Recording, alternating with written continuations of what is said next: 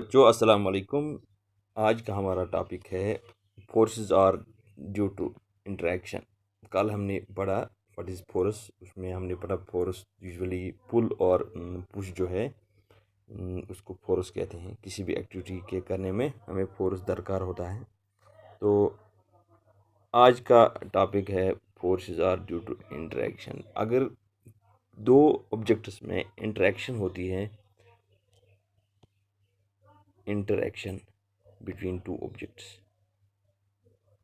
तो इस सूरत में when the interaction between the two objects take place, it results in a force between these two objects।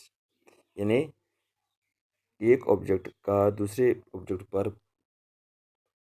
Force exert करना, this is involvement of two objects. जब force किसी पर apply किया जाएगा, जो जो फोर्स करता है एक वो, और जिस पर फोर्स किया जाता है, अप्लाई किया जाता है एक वो, ये दोनों ऑब्जेक्ट्स आपस में इंटरेक्शन करते हैं।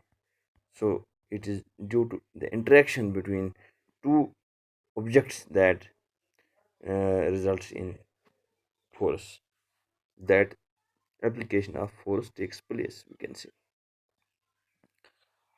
Suppose this is, see this picture,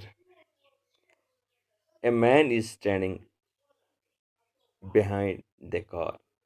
बिल्कुल कार के पीछे टच किए बगैर एक आदमी इस तस्वीर में दिखाया गया है कार के पीछे। अच्छा, आप सोच के बताएं, इससे कोई फर्क पड़ेगा? Man is standing behind the car, will the car move? क्या कार जो है, गाड़ी आगे चलेगी, हिलेगी अपनी जगह से due to the presence of this man? बिल्कुल इसका जवाब है no, the car will not move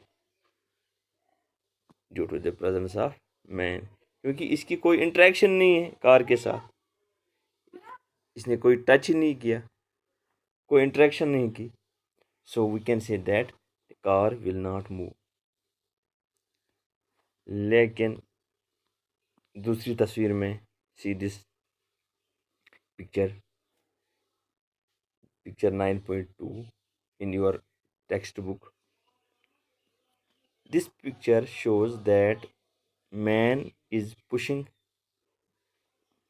the car, or car is being pushed by a man। Interaction man और कार के दरमियान, ये आदमी है, ये फोर्स अप्लाई करता है इस ऑब्जेक्ट पर, यानी इस कार पर। So in this case where the interaction between object man and object car takes place, the car will move। यहाँ पर कार मूव करेगी। Okay, now that man has to push the car to make it move। एक और तस्वीर देखेंगे, who is pushing home। ये देखें, आपने बचपन में, आप तो आज भी बच्चे, आप खेलते होंगे, हमने भी बचपन में बहुत इस तरह हमने खेला है कि दो बच्चे आपस में एक दूसरे के साथ फोर्स अप्लाई करते हैं, बाजू पकड़ के। ये बच्चा इसको हिलाने की कोशिश कर रहा है, पीछे धकेलने की कोशिश कर रहा है, ये बच्ची इसको पीछे धकेलने की कोशिश कर रही है। तो यहाँ से पता चला कि these two girls are applying force on each other by pushing। Who is pushing whom? This girl is pushing this girl, this girl is also pushing another girl। So in this case we can say that both are pushing each other। एक और तस्वीर देखें, इसमें बिल्कुल opposite है। ये जिसको आप कश्मीरी में बोलते हैं हॉक चीची, जब गर्ल्स खेलते हैं, both the girls are pulling each other equally.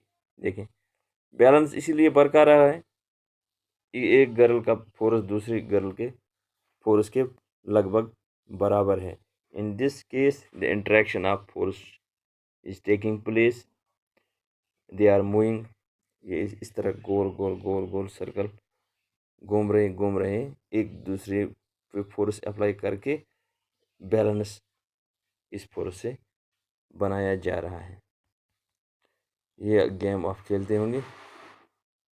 So in this case, both the girls are pulling one another. Okay. एक और तस्वीर देखेंगे। Who is pulling home? In this picture, you can see, क्या आपको लग रहा है? दोनों, this ox and this farmer, they are applying force on each other. You can say that the farmer and the bull both are pushing each other, both are applying force on each other. This force is in the form of pull. ये पुल कर रहे हैं, अपने अपनी तरफ खींच रहे हैं। ओके, सो एट लास्ट हमने ये सारी तस्वीरें देख के, हमें एक्टिविटीज़ जब हम करते हैं या तस्वीरों से हमें पता चला कि at least two objects must interact for a force to come into play. Force के लिए दो ऑब्जेक्ट्स का इंटरेक्शन ज़रूरी है, इसके बगैर फोर्स अप्लाई नहीं होगा।